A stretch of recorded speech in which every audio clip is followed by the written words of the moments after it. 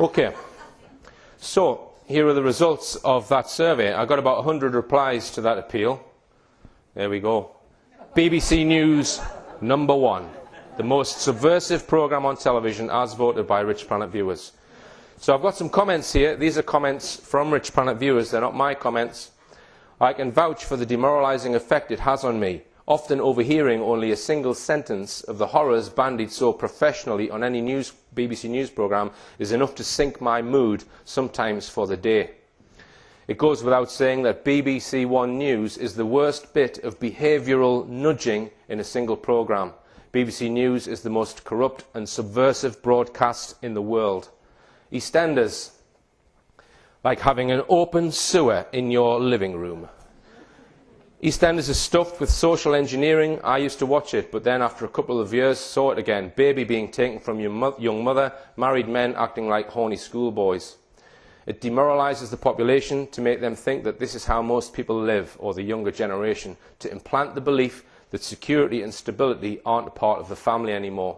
EastEnders is part of a mind control programme to lower the mental ability and standard social behaviour of the mass British public. EastEnders seems to glorify and normalise criminality, family break-up, selfishness, general slobbish behaviour in a way that I had not seen in previous shows.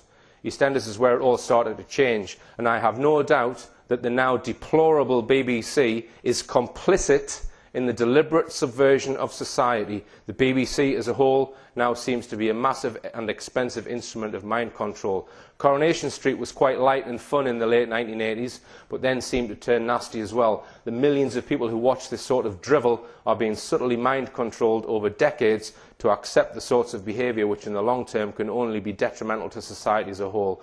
And due to the early evening scheduling, children have grown up thinking this sort of thing is normal. Emmerdale is soap about a small yet completely amoral population in North Yorkshire. It makes the Whicker Man look like the Archers. Anyone not seen the Whicker Man? I recommend you watch it. Everything is accompanied by copious amounts of booze. The cast jump into bed with each other on the first meeting, then discuss their sex lives with all and sundry. Theft, drug dealing, drug taking and carjacking are all pardonable for our heroes. It is shown at 7 p.m. when children are having their tea. Not good role models. Like many people, I used to be young, but it would have been much more fun if only I had moved to Emmerdale. Still, I suppose I would have been safer on Elm Street, as I left out all the murders and psycho serial killers they have on there. The traditional family unit is no more. Dysfunctional relationships seem to be the norm. Violence and sexual innuendo, all designed to confuse young people's minds. EastEnders, Corrie, Emmerdale and all the other soaps have a cancer victim or two. Are we being prepared for something? A new norm, perhaps, where everyone knows someone with cancer. I try not to watch the soaps, Richard, but she never has them off, so I'm forced to see and hear them. We're going to come on to that comment. It may be just coincidence that all the soap actors are riddled with cancer at the same time, but I highly doubt it. Some people actually think that this law of attraction, I think it's called, where if you spend all your days watching people with cancer and worrying about it, you'll increase your chances of getting it. Mind over matter. Is that the case? I don't know. Now, question time, that would get my vote. Number 3 on the list as the most subversive programme on television. The questions are rigged. These are Richplanet viewers' comments. After attempting to watch Question Time for the first time in a while, last night's show put the end to it for me. It is a blatantly controlled format, even down to the fixed questions and the fact the audience members need to apply to attend. I would say that one of the most subversive programmes on television is Question Time, in particular because it is hosted by David Dimbleby, one person who I would guarantee is on a second payroll. So what the viewer means there is he thinks that David Dimbleby is working for MI5. Now, we know that Jon Snow, another news anchor, was offered his salary doubled to work for MI5. Now, he turned them down and he blew the whistle on them. But I suspect that the vast majority, or if not all, of BBC anchors are working for MI5. They're not really working for the licence payer. Some questions are not allowed and some speakers are kicked out. Top of the list, BBC Question Time, in my opinion. All the people in the audience are pre-selected to ask questions. It sticks out like a sore thumb.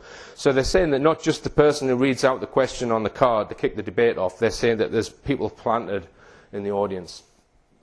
Now, Question Time discussed the issue of fracking early last year in Blackburn. Now, fracking is where they're putting high-pressure water and sand deep into the earth in order to fracture the rock to try and get gas out. It's highly controversial. I've written to my MP saying to him that it's madness that they're doing this. They should not be doing it. It's highly environmentally destructive in a small country like the UK. But it seems that they're trying to introduce it. And there's a huge argument going on about it, pro-fracking and anti-fracking. But I think there's a huge lie being orchestrated about this. And I'm going to explain why. This estimate for fracking only came about at the beginning of 2013 when the BGS, that's the British Geological Survey, they brought out new figures on the amount of shale gas available underneath the UK. Right? So this is their 2013 estimate, but strangely before 2013 the figure was absolutely minuscule. 2013 figures is between 1,300 and 1,600 trillion cubic feet. So if you get 10% of that out, you feed it into houses, you're looking at between 110 and 140 years supply. That's what they're saying. This was their new 2013 estimates. But in 2012, their estimate was just 5.3 trillion cubic feet, which equates to only 4.5 months' use. Now, I've discussed this with a very switched-on geologist. The first thing he said was, the BGS are just an arm of government. You can't trust them. They're not an independent organisation, and they're all we are relying on for this huge figure of gas. Now, the other thing about the BGS is they have been used to put out disinformation in the past. They have lied in the past. 1974, in Wales, an object crash-landed in the Berwyn Mountains.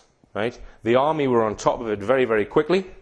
They tidied up the area and they took whatever it was away. I don't know what it was. Some people think it was a UFO. I haven't got a clue what it was.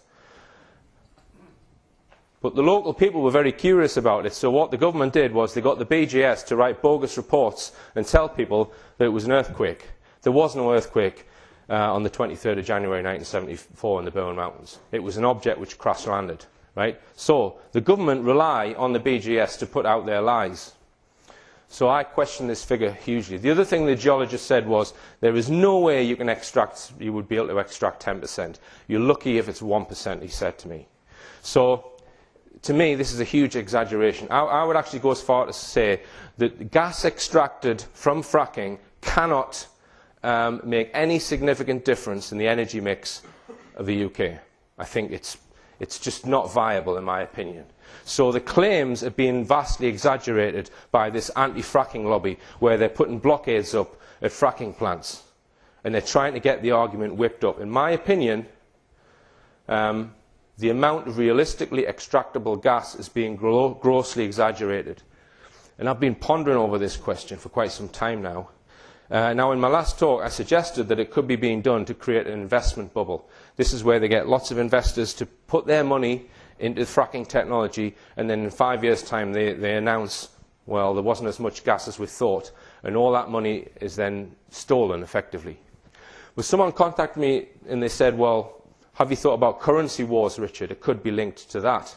It's quite a complicated issue, but one thing that they can do is back currency with commodities. So the dollar was backed by gold in the 1970s, and it's possible to have energy-backed currency, right? So you could back the pound with gas. So on the reasoning that there's so much gas under Britain, it would be possible to strengthen the pound by saying, well, every pound is worth so much gas. That is something that they could do. Let's just say that they did that, and then in 5 years' time they announce, oh, we were wrong, there's no gas. What happens to the pound? Great way of getting Britain into the euro, because they're not going to get Britain into the euro by a vote. Okay? So that's a theory I'm just throwing out there. I don't know if I'm right on that. But I think this battle in fracking is being done for an ulterior motive.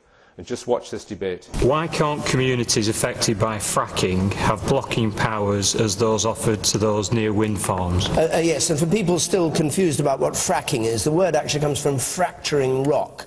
And it's pouring water and sand and chemicals into rock and then producing gas from it. And you remember there was a great scare about whether this would cause earthquakes.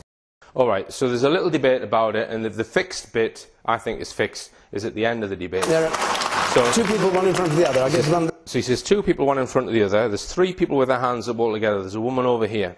So he says, I'm going to have you, then I'm going to have you, and then I'm going to have this woman over here. So he knows who he's going to ask. I get run the back first, that's you, and then I come to you in front, yes.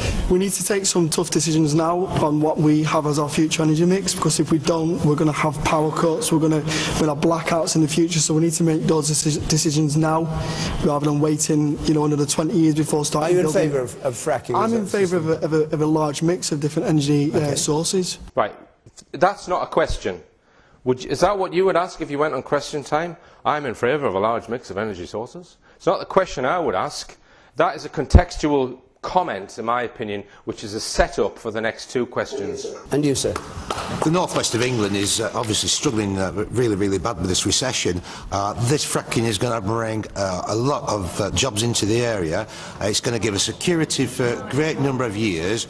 The estimates is that there's somewhere in the region of about 6 or 7 trillion cubic feet of gas that we need to get it out. We need the money in the northwest economy. You would be hard pushed to find anyone in Blackburn in favour of fracking, because they've been affected by it. There was an earthquake which a lot of people said was caused by it. Their house prices have come down. So just randomly choosing a member of the audience, you're not going to get a pro-fracking person. You're objecting to that. What are you saying? Absolutely. It's not bringing jobs in. There's been 4 wells fracked in the Fylde. 2 have failed. No inquiry why they failed. No fines. No regulations. I believe the HSE has never been to these sites for 2 years. There's terrible things happening in America, in Australia, in Canada. We've had people over telling us about what they've had. People are breathing these gases in. All these chemicals are in the ground. Some of them are coming out. We've got to have proper regulations. Margaret James. Well, I quite agree there does need to be regulation, and there does need to be a look at the safety implications, but we cannot afford as a country, we can't afford in the northwest, and we certainly can't afford as a country to reject this opportunity. I think we've got to look to see if we can make it work. It has made such a huge difference to the economy but is she in the right United that it's States. already gone wrong? You're behind. Hold on, you can't, Matthew, because I haven't brought in Absolutely wrong. What? It's gone wrong now. Wilson, do you know about this? I think that local people are the only people who can stop these things. Look at all the lies that they were told in the 1950s about nuclear power stations. Now people riddled with cancer and all sorts of horrible diseases. They'll lie and lie and lie to you, and you're the only people who can stop it. Very brief. See, I just look at Dimbleby in instances like this. Dimbleby knows. Fracking is, we've got to be much more...